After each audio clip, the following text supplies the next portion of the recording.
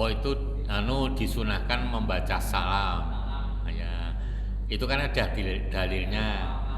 Nggih, selama ada dalilnya boleh. Nggih, selama ada dalilnya boleh. Seperti masuk kuburan kan disunahkan salam. Boleh, tapi nek lewat jembatan kan tidak ada. Terus mau lewati pohon rindang besar tidak ada. Ya sudah, malah orang yang betul-betul berpegang pada syariat, ketika ada tempat nek nurut Jawa angker, itu yang takut tempatnya itu, yang menempati itu bukan kitanya. Saya pernah mencoba ning wallahu alam itu beneran atau tidak, tapi yang cerita banyak. Di tempat saya itu ada sumber artesis, sumur bor, gampang gitu ya. Jadi di sungai itu mancur ke atas tinggi banget sampai dibuatkan pelumpung itu. Itu yang bangun Belanda itu waktu itu. Di situ ada seorang ibu dan anaknya wanita ya, sering sholat di sumur bor karena memang tempatnya cukup untuk sholat berdua. Jadi sudah dibuat seperti itu. Lah, itu nek sholat mesti mulai jam 12 sampai jam 3 gitu. Dan jam 3 itu banyak yang pergi ke pasar lewat situ sehingga melihat. Terus banyak cerita macam-macam itu. Ya pokoknya ceritanya saya tidak bisa menirukan ya. Saya tertarik untuk mengetahui. Begitu datang jam 1 tidak ada apa-apa. Pernah jam 2 juga tidak ada. Nek jam 3 belum. Setengah 3 ke situ tidak ada. Wong tempat rumah ibu bapak itu dekat dengan itu. Sama sekali tidak ada.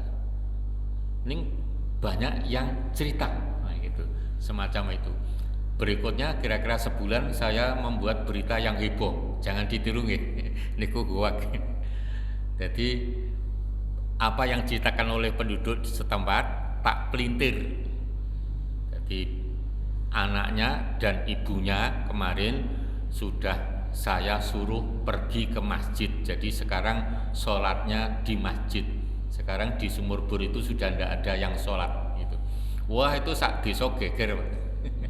Jadi pindah ke masjid ya. Itu kan jin. Jin itu mungkin ya ada sih jin laki-laki, jin perempuan ada. Itu ada nggih, dalam Al-Qur'an memang dijelaskan. Dan juga anak beranak punya cucu dan seterusnya juga dijelaskan gitu ya. Ada. Tapi tidak ada istilah, mohon maaf, jin berkumpul suami istri dengan manusia itu tidak ada.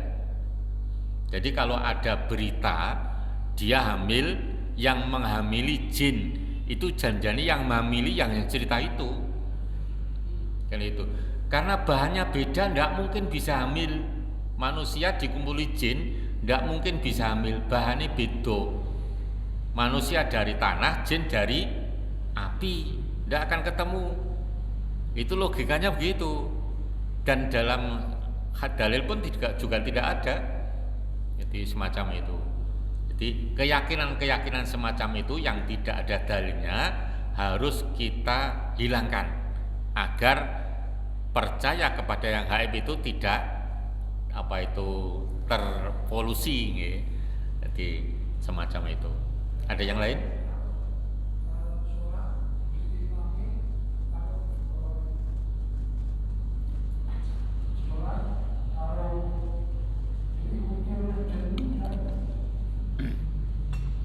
Apa aja? Sholat diimami jin ini ra ketok.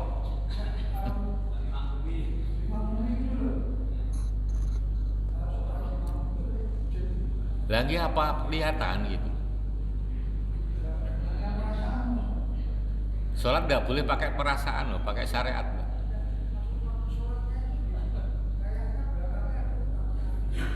Ngomong kayaknya. Maksudnya jin ini makmum gitu tuh. Jinnya jadi makmum, jangan diimami.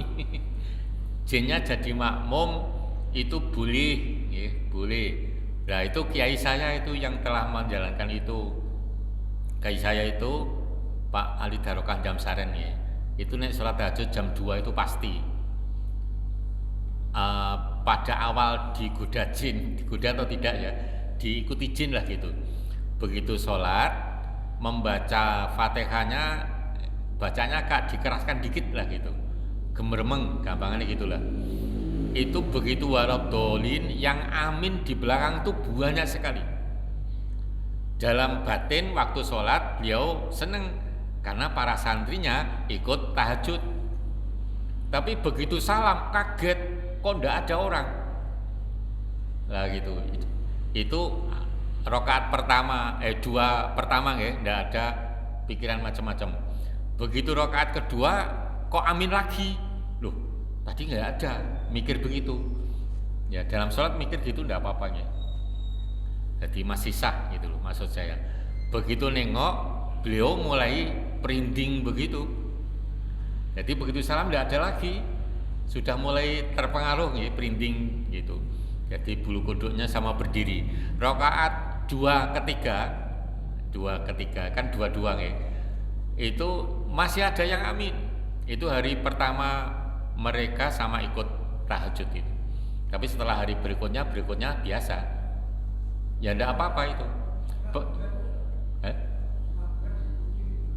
Jangankan setengah bulan, selamanya aja enggak apa-apa. Ya, itu jinnya rajin banget kata beliau. Bahkan nek dulu coro jeding pirsa nggih, kolah. Nggih. Yang ngiseni jeding sampai penuh itu jinnya. Jadi beliau waktu mau masuk masjid tahu timba itu naik, turun, ngesok, tapi enggak ada yang ngesok. Oh itu pasti santriku yang dari jin itu. Santrinya banyak memang waktu itu. Ya waktu itu. Mungkin anak dari jamaah sholat ya ada jinnya, kita tidak tahu itu ya. Ikut ngaji juga. Duduknya jajar jenengan. Ini kok ndak kroso, bahannya beda. Itu saya ingat ketika ditanya oleh jamaah, Pak Hilal tadi kan menjelaskan di malam Lailatul Qadar tanazzalul malaikatu wa ruhu fiha. Seluruh malaikat turun ke bumi sampai berdesak-desak, dalam hadis begitu. Terus jamaahnya tanya, kalau berdesak-desak Pak, logikanya nyenggol saya. Ngeten niku. Lah kok mboten terasa? Saya jawab, bahane beda. Sehingga tak rasa. Jenengan cobi, jenengan agem senter dihidupkan, tangannya disorot, terasa enggak? Enggak terasa apa-apa, hanya tahu karena menyala. Seperti itu, malaikat nyenggol kita enggak terasa karena yang menyenggol adalah cahaya. Nanti nek manusia dengan manusia senggolan kroso gitu ya, semacam itu. Jadi di malam Lailatul Qadar itu seluruh hamba Allah yang dalam kondisi ibadah akan dapat Lailatul Qadar.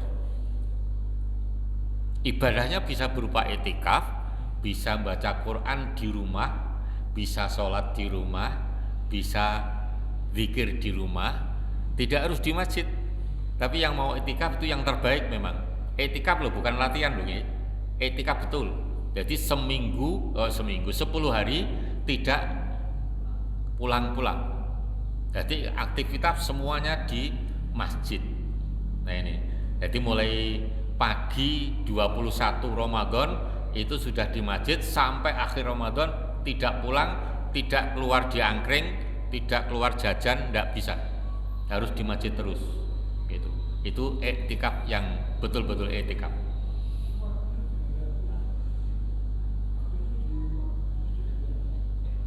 Nggih. Oh biasanya memang nek coro dulu makam itu sebelah barat masjid gitu nggih. Nah itu sebetulnya tidak ada aturan ya, tidak ada aturan. Hanya dulu oleh ulama kuburan itu dekat masjid, maksudnya nek ibadah itu ingat mati gitu loh, biar sungguh-sungguh. Ya semacam itu awalnya begitu, ning terus ditafsiri oleh pengikut-pengikutnya macam-macam. Nah gitu, tidak ada aturan gitu. Ya makam itu kira-kira yang tidak dipenghuni gitu, ya tempat yang sepi lah gitu. Sampun adzan nih, kita akhiri dengan kafaratul majlis, monggo. Subhanakallahumma rabbana wa bihamdika asyhadu an la ilaha illa anta astaghfiruka wa atubu ilaik. Kurang lebihnya mohon maaf, bila taufik wal hidayah. Assalamualaikum warahmatullahi wabarakatuh.